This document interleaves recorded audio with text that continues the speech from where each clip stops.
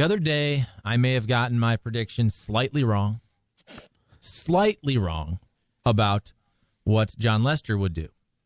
And yesterday, we all kind of couched ourselves. J-Hap, he was okay. 5 innings, 2 earned runs. We'll get to that. But more so, Jim Heuer said a couple days ago, he flat out predicted that Jorge Soler would go yad in game 1 of this series. And guess what happened? He went yard. He went Yahtzee. Jim Heuer yesterday said Adam Duvall is going to go big fly in the game tonight, meaning yesterday. Guess what happened? Adam Duvall went bridge, as they say.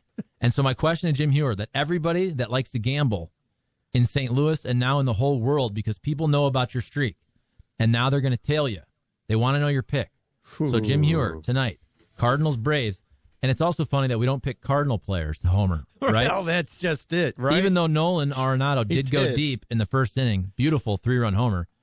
So, Jim, do you want to tell us now, or do you want to wait about which Brave player you're predicting? Let's wait. I don't have a good read for tonight's game in terms of who may homer. So we might have to put that off for a few more minutes before the end of the show, though. We'll have something. Yeah, let him think a little bit, Charlie. You put him on a spot right off the bat. That's hard to do, pick guys who are going to homer against Cardinal pitching.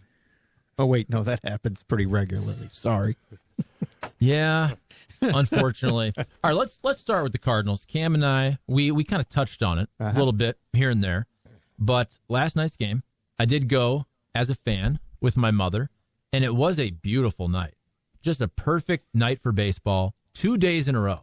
All right? So I know if you're not happy with the way the Cardinals are playing and not making a move at the deadline, I get that. But to take your family or to go to a game, and the other thing is, I hate to say this, but when there's not as many people there, it's way easier to park. It's way easier to get in. Yeah. Honestly, the bathroom lines, the concession lines, I hate to say that because I want that place to be jammed. But it's in a way, it's a better experience. It is. It's easier. I understand that. Yeah, man. Look, this is really bad of me, but there are times, like if I'm hungry and I'm driving by a drive-thru, if there's people there, I won't go. I'll just go, you know what, the heck with it. I mean, that determines sometimes whether I go in a place or not. I'm like, no, I'm done. And I could see where going to the ballpark, you go in, get out, get what you need. You don't have to stand around. You don't have to listen to somebody, complain to somebody on their phone while you're waiting in line. Yeah, I definitely would enjoy the process even more. So the Cardinals last night, they lose 7-4 to the Braves. They've dropped the first 2 in this series, and the Cardinals will try to prevent the sweep tonight against Atlanta. And the Cardinals, who forever just kind of going back and forth between right at 500 and 1 game over. I feel like that's been the trend the last couple weeks. Well, now they're back below 500 again at 53 and 54. 11 games back now of the Brewers in the National League Central, 7.5 back of the Padres in the second wild card there. And the thing about this series is you're playing a team that's right there with you in the standings. Remember, they lost 3 or 4 to the Braves a month or so ago, right? And the Braves are a team that are right there around 500. Atlanta, you got to think they have a little more motivation in the sense of their division is much more gettable. They're only 2.5 back now of the Mets. Remember, you don't know if Jacob deGrom is going to come back at all. You have Philadelphia 1.5 back, but Atlanta still has a very good chance to win their division. The Cardinals, let's be real, they do not have a chance to win their division unless something crazy happens like 2011, and I'm not predicting that. Although, Jim Heuer, are you? Because, again, you're the one that knows these things. It's not happening. Okay, it's not happening. By the way, the Braves aren't going to win tonight. I agree with you, actually. You know why? They've not been over 500 all year. Their record is 54-54. It's in the Cardinals' favor tonight.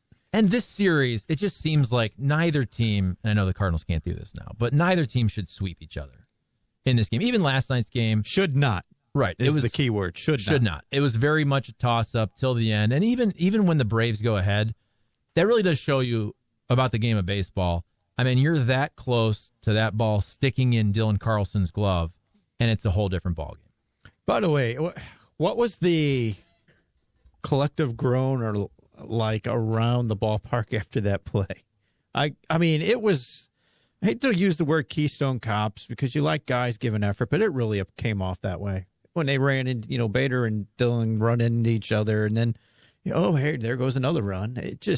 That sums up your season right there. It was just painful to watch because they did a lot of good things last night. They move the runners along. Goldie gets the sack fly. You're tied at 4. You got the potential of your big guys going for you. Gallegos can't keep the lead. Then that thing that took place, where Carlson, again, as you said, had it in his glove.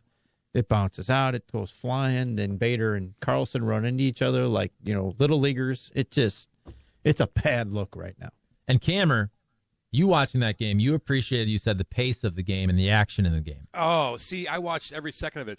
I like when pitchers take their time, Jimmy Heuer. I like when batters take their time. I love it. I like when they just kind of just sit there and they do this. And I like 20-minute at-bats. And it keeps me engaged. And I think I speak for all the children out there, too, that are trying to get into baseball. So if they can keep that going, I'll watch every single game. There's something to be said for, hey, I'm going to get up, go in the kitchen, come back, not miss a pitch, think, I forgot something, go back in the kitchen, get something else, come back, still not miss a pitch. That's it's painful. Not good. No, it's not. Football, you know what you're getting with football. And then you could just put on football is just like I don't know, it's just a different mindset where I think with baseball it's kind of like you put it off, you're doing things, but as far as being engaged, even when you're there, like they need to speed it up. There was Charlie and I were talking about that at bat. It was 20 minutes. It's way too long. It was 20 minutes long, and it's just like, well, what the hell can they do? They got to do something, in my opinion. But we also said, Jimmy, though, people aren't going there. Do you think it's because of COVID, or do you think it's or because they're boring? That's a great point. I hope it's point. Boring because they could fix that. I think there is a percentage. I think it's a smaller percentage than the group that's not there that we're talking about. But there's a small percentage that, hey, they're just not feeling safe with what's going on around the world. I get that. Some people have issues with which to deal with, and I can understand why they wouldn't. But I think a lot of it is just to that reason. There's no reason to go down there and watch a bad baseball team, because we found out over the course of the last season, there are fans that found out, I should say, that there's something else to do with my money because they couldn't go to the games, or they're like, and when they did go out, they spent it on other things. They found other things to spend their money on. I really think that is a big part of it. If the team was winning, hey, man, they'll come down in droves and watch the Cardinals. But when they're not, and it's been a long time since they've been this lackluster for me, and that's a big part of it. And here's a good point, I think, that we didn't bring up earlier, because Cam and I were discussing, if you had to list the options of why people aren't going to Cardinals games like years past, and you bring up COVID, you bring up the team is pretty mediocre, okay, the crime aspect, which I don't think is huge, but I'm sure there's a certain percentage. There's a percentage. What was the other one we mentioned, Cam? Yeah. Whether it's not going for at the deadline. Here's one more that I just thought of, and I do think this is significant. Now, clearly, it affects television more, but I wonder, because I talk to people all the time, and by the way, there's so many people that work for Bally Sports Midwest that I consider great friends, and I love them all, seriously. However, you can't ignore the fact that what they're doing as a company with the Hulus and the YouTube TVs of the world, which a ton of people watch. I switched to YouTube TV a year or so ago because I so disliked the service at another provider. And at the time, I was switching and I was going to choose Hulu or YouTube. I ended up going with YouTube, and now you can't get Bally Sports Midwest on either of those. And again, look, I understand what they're doing, and they're trying to make the most money possible, but that has made a difference. And I do talk to people all the time around St. Louis that they say, you know what, we had YouTube, we had Hulu, we were going to switch, the Cardinals aren't very good, we don't even have the ability to watch the games. I'm serious. I think that's a significant portion. I don't know what percentage it is. I just wonder, though, if you're not even watching the games at your house, then you're not thinking about it. Right. You're probably just not into baseball overall as much in previous years. I do think there's something to that. I don't know how significant of a percentage, but there's something to that. I talk to a lot of sports fans that love sports, and they don't have Bally Sports Midwest on their cable providers right now. There's a lot of people, I'll bet, that are, we won't say true diehards, but pretty significant baseball fans, okay? And they can't get access to it. to the same thing I just said, well, they'll find something else to do. And when the team's not good, I can't even get the game on my free TV. What the heck? I'm going to go do something else. I'm going to go to the park. I'm going to go take my kids somewhere. We're going to do something else. Watch a movie. Or they're going to stream. You're right. You're going to stream something on Hulu. Different. I mean, that there is 100% reality in that situation. And that's probably something I overlooked because I still have the nightly games on my service provider. But if I didn't, I'd be watching something else. I wouldn't even give it two thoughts. If you're not watching the game at home, the reason why you go down to games for the most part is you're in a family, you're chilling, you're watching a big game. You're like, God, we got to get down there. Oh, look at that. Yeah. Oh, look at that fan that did that. Or what? Let's get down there. Okay, what do you guys want to do next Thursday? Okay, go. You're watching Blues games and the boys are on a 7-game. Let's get down there. We're watching it. But if you're not watching it, you don't think about it. No. If you're not watching that particular sport, think about when you're at home doing stuff. That is the last thing on your mind. So you're not. What do you guys want to do this week? Let's go to the game, and then we'll go to this and that, and whatever. How you going to plan your day out? If you're not into it, you're not thinking that way. Therefore, you're not buying tickets. So I don't know, man. It similar sucks. to what people are dealing with the Olympics right now. I haven't watched it. I haven't thought about it much except for a couple of sports. Charlie, you said you haven't really watched either. It's not on your mind then. Therefore, you won't even pay. And I'm to the point where I'm like, are they over yet? Isn't this the final weekend? Like should it be over? It feels like forever. Yeah, right? I know. Yes, it's bizarre. That's certainly a problem. It's collectively a lot of things. I just hope as a whole it's not the COVID thing because we don't know where we're at with that or what's going to happen. So hopefully people aren't panicked about that and they got their vaccinations and stuff like that and they're thinking freely and they want to go and they're comfortable doing it. Everything else can be sorted into play as far as like making moves and being fun to watch, exciting again. But if it's a COVID thing, then that kind of sucks in my opinion. And the crime. I do think there is a part of that. I'm not saying it's a big percentage, but there is a percentage that just they don't feel safe for whatever reason. Yeah. So, and that's where let's just for easy math let's say all the 5 things we just mentioned are 5% each. That's 25%. And again, I'm just throwing it out there. That's a good point. Even if each one of these reasons is 3%, and maybe one's 7 and one's 2, I don't know. But if you add all those different factors up, that does show you why.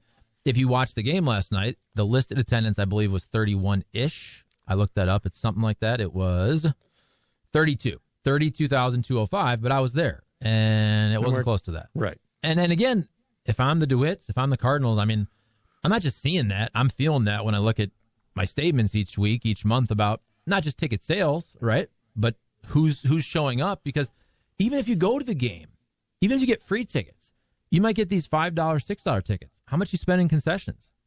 I mean, I'll tell you what, my mom and I drank several beers last night. You probably put it on her credit card, too. Not at all. Not at all. Let me ask you this, then. Okay, how many people are going to Ballpark Village and patios and a couple of them places where you don't even, like, sometimes I'd go down there, have tickets right behind home plate, and we'd sit at patios the whole damn night, and you look, it's like 7th inning.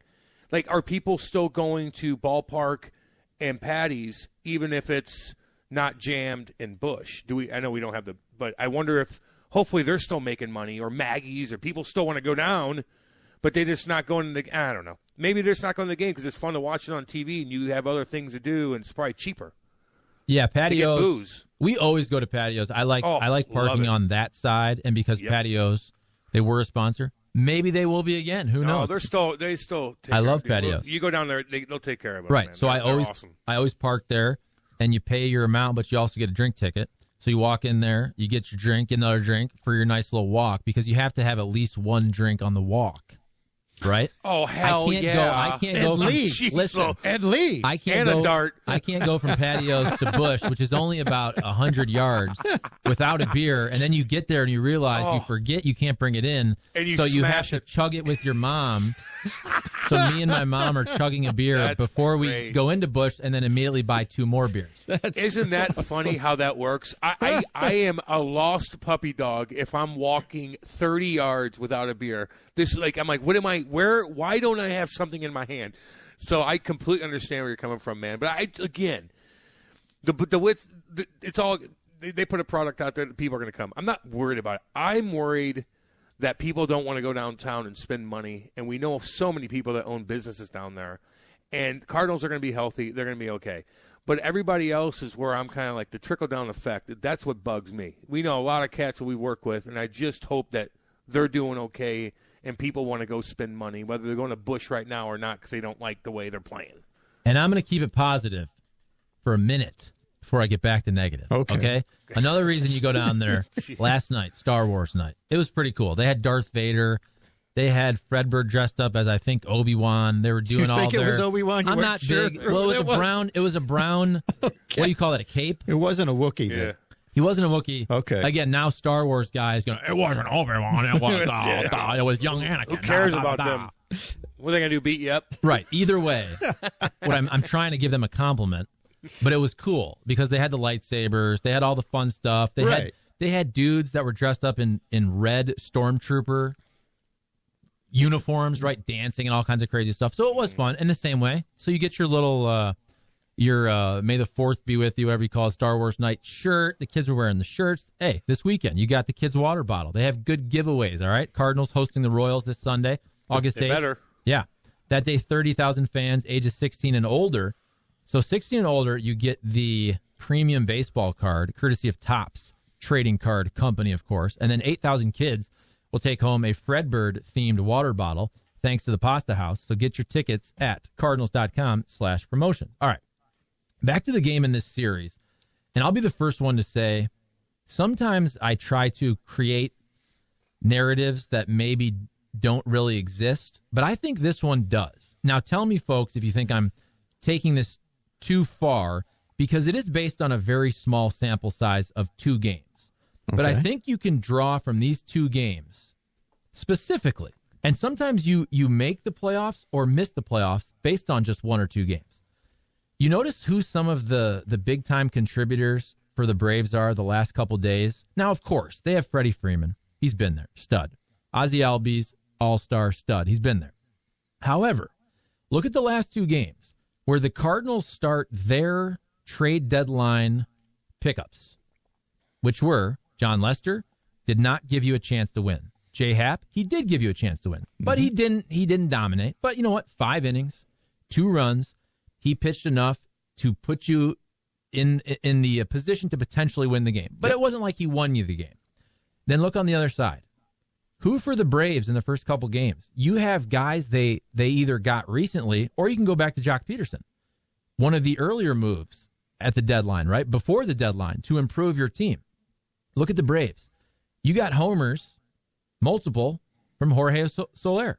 Now, we know that Jorge Soler, he's not going to be the MVP, but he is a slugger. And he's going to probably hit 200. He's not going to walk. He's going to strike out 1,000,000 times. I can basically say those same things about Adam Duvall, who also homered. Almost homered twice if it wasn't for Tyler O'Neill robbing him in Game 1, right? And then Jock Peterson, another guy you went out and got earlier than the deadline from the Cubs, somebody who's not going to hit 300. Hell, he might hit 220, but he's going to slug, and he's going to give you big-time hits like he did last night. Even someone like Richard Rodriguez, who was a really good closer for the Pirates, remember? Yep. And he's not going to be the closer for the Braves because they have Will Smith, who's good. Although you can make the case that Rodriguez is actually better. But my point is more so, they brought in Rodriguez in the 5th. He pitched a scoreless inning. He was going to be in line to get the win if the Cardinals didn't tie it. But my overall point is the Braves made significant additions to improve their club midseason. And I understand the Braves have a better chance, a much better chance to win their division based on the standings than the Cardinals. However, it's hard not to look at the last 2 games and say, well, the Cardinals added a couple of lefties who are over the age of 37. One of them got knocked around. The other one was fine. He was okay. But the Braves made several moves of significant big league players. Adam Duvall, we're talking 20-homer type guys. Jock Peterson, this guy's hit 30 homers in his past. Jorge Soler, he can slug. A legit closer you can put in high-leverage situations in Richard Rodriguez. So my point is, am I reading too much into that, or am I looking at 2 games and saying, look, the Braves improved, and they've won 2 games. You really didn't improve. You threw out a couple of aging lefties. It's fine. It's okay. But that's a big reason that the Braves have won the first 2 games of the series. Their additions to the lineup that weren't there before, they've won the games this week because of those guys directly, not indirect, directly because of them. So, yeah, you have to say that's a direct result of the Braves going out and going, we're trying to improve our club, and the Cardinals just kind of going out and going, we're just trying to get to the end. And that's really where it's at right now. It's hard to get extremely excited about anything left in the season for me, for the Cardinals, and go, really looking forward to this or that. No, not really looking forward to anything, to tell you the truth. It's get to the end and let's revamp this roster. Let's make the additions, because you didn't make any additions during the season, which you should have did. And that's kind of where I'm at with it. Some may disagree with me, but that's where I'm at with it. Jimmy, can I ask you something? Yeah. And I know this is weird, and it's a little hot. And Charlie and I kind of talked about this. I don't know if it was on the phone, but I feel like, and I might be reaching too, but I don't care because we're doing a radio show and we got time, that, and I always go back and forth with this, and so is Charlie, whatever. But when Doug's pissed, when Army's pissed about the guys, and he talks to the media, like, you just feel the anger. Like, you feel it. Like, I when he's talking, like, you could see it when he has the video on him. His face is red. He's staring into, like, Jim Thomas's soul or whoever, and you're like, we're like, Mo's just like, he's like on different, he was with Frankie today too, or I don't know, and he's just like, well, yeah, we just have to find a way to do, I think that drives people crazy. I think it does. And I just feel like there's no hurry up mentality with him. It's just like, well, yeah, we'll just see how it goes. Where when the Blues are doing bad, everybody's pissed, and Berube to Army, and you could feel it coming. It's kind of like cringeworthy sometimes. They're so damn mad. And I think with Mo, he's just like, on to the next. And I know it's a simplistic way to look at it, but I think it drives people crazy. I think you're reading exactly the atmosphere, the vibe, if you will, that it puts off, and that is what's making people angry. I mean, we talk about it on this radio station throughout the day with Mike Schultz. It's like, why don't you just call somebody out for a change? We're trying, we won 2 out of 3 against the Giants. Yeah, that was a month ago. At some point, people just want to hear somebody be held accountable for something. I think there's a big part of what's going on there. You hear it all the time with Berube. Now, he doesn't come out and say, let's just say Sanford sucks. No, but he'll say, those guys weren't. Say something. He'll say it in a different way, though, right? He'll go, you know what? We're weak-minded last night. We weren't very good in front of our net. That kind of thing, Yeah. And everybody knows who he's talking about. Hell yeah. I think that's what people would like to hear in terms of their manager just come out and say, you know what? We weren't very good last night. We didn't. He could have said we didn't catch the ball when we needed to. We weren't very good. We didn't do that. The night before, we didn't pitch very well. That's what people want to hear instead of, well, he just got here. It's his first game. He was pretty good after that, though. Did you see? He retired everybody he faced after the first, that kind Charlie attitude. That's a Charlie Marlow attitude. Oh, right there. Stop that. That's ridiculous. Well, somebody called you Charlie Marpino. Frank Jr. Frank Jr. Charlie Rapino. Hey, I'll get to that in a second. I have a good. So whoever texted that earlier, I was going to get that. I like to keep a nice, solid Cardinals segment before we go off on a tangent. I didn't mean to get off race. No, remind me, because I have a good retort for Mr. Texter there. Okay, here's what I also find funny, and somebody was joking on the text line calling me Mr. Narrative, but from a narrative standpoint, to really just dig it into the ground, I can't not laugh when I see that Lester and Happ both threw 5 innings. And I know it's their first outing. I'm not trying to overreact to this. They're going to have 10 starts, and we'll be able to judge them based on that. But right now we have a couple starts to look at. And I can't not just chuckle, because the narrative at the deadline was innings eaters. I know it's 2 starts. But both of our aging lefties who have come in have thrown 5 innings, where we were crushing John Gant 2 months ago for only going 5 innings. And 5 innings is the minimum you should throw. And just so everybody knows, I know it's their first outing, first time with a new team, new catcher, new signs. You just you just got traded, new team, new city. You're probably living in a hotel. John Lester had his kid's birthday, right? I get it. I'm not trying to make too much out of 2 starts. I just chuckle when I hear, here's the innings eaters. We brought them in to eat innings. They both go 5. Is that now good? I thought we were crushing John Gant. John Gant used to go 5 and allow 1 run. John Gant's ERA was it was 2 when he was going 5 innings. I know it ballooned to 3.7, but I just find it funny. Are we now okay with the 5 inning eaters that 2 months ago we were saying Oviedo and Gant and all these guys were not going deep enough? That's a question that's very true. Here's something for me personally, if I've had to come to grips with. Major League Baseball as a group, as an entire whole, it's 5 innings now, man. You go look across the board, every team, and we get 5 out of this guy, we're good. I mean, right now, as I think it was as of yesterday, I don't know how the numbers have changed. Does anybody realize Adam Wainwright, who we love, and we know is 40, we're going, man, we got to be careful with him. He is 7 innings off of the most innings pitched in Major League Baseball right now. That doesn't surprise me. That just puts in perspective the rest of the league. It's going down, and that's what it is. It is a 5-inning game now for pitchers. Cardinal fans, myself included, I got to come to grips with that, and I've been kind of okay with it now. I go, you know what? You just got to accept that 6 and 7 innings is an anomaly.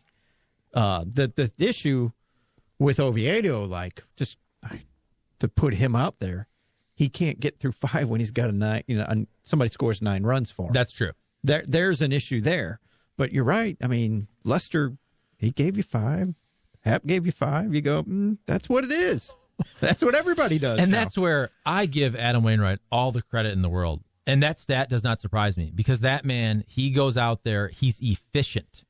He goes deep, and I'm sure he's gotten stronger as the season has gone on. I'm sure his average, because usually, and we'll look this up, but I'm sure his average is into the 6s. Yeah. In terms of your average start. And that's usually what happens. Your studs, even if you're Max Scherzer, you're Jacob deGrom. And I remember in past years, we would say, okay, the Cardinals need guys that throw a lot of innings. Let's look up the top starters and how deep they go. It might get to 7 on average. And that's the greatest pitcher in baseball. Yep. That's the deGroms and the Scherzers of the world. But still, I think 5 is the minimum. Right? I mean, okay, if you give 6... It's the minimum, but it's almost the average now. No, I get that. I do think it should be different, though. When you have some veteran horses. You have some horses in John Lester and Jay Happ, guys that have been doing this for 15 years-ish. Right? Those guys should be able to give you 6. All I'm trying to say is I don't think we should celebrate 5. I don't think 5 is being an inning eater. We should celebrate Adam Wainwright. Adam Wainwright is a freaking godsend for this team. Where the heck would they be without Adam Wainwright? He's with God, too, it probably helps. He might be God. He might be Jesus. He's Jesus and Mary and whatever. Yeah, he is there. He's a good person. Good things happen to good people, for the most part. 100%. So, before we tie up our Cardinals segment here, boys, anything else before I get to me being called Charlie Rapino? Oh, dude, they're bashing you so bad about it. We want to make T-shirts now.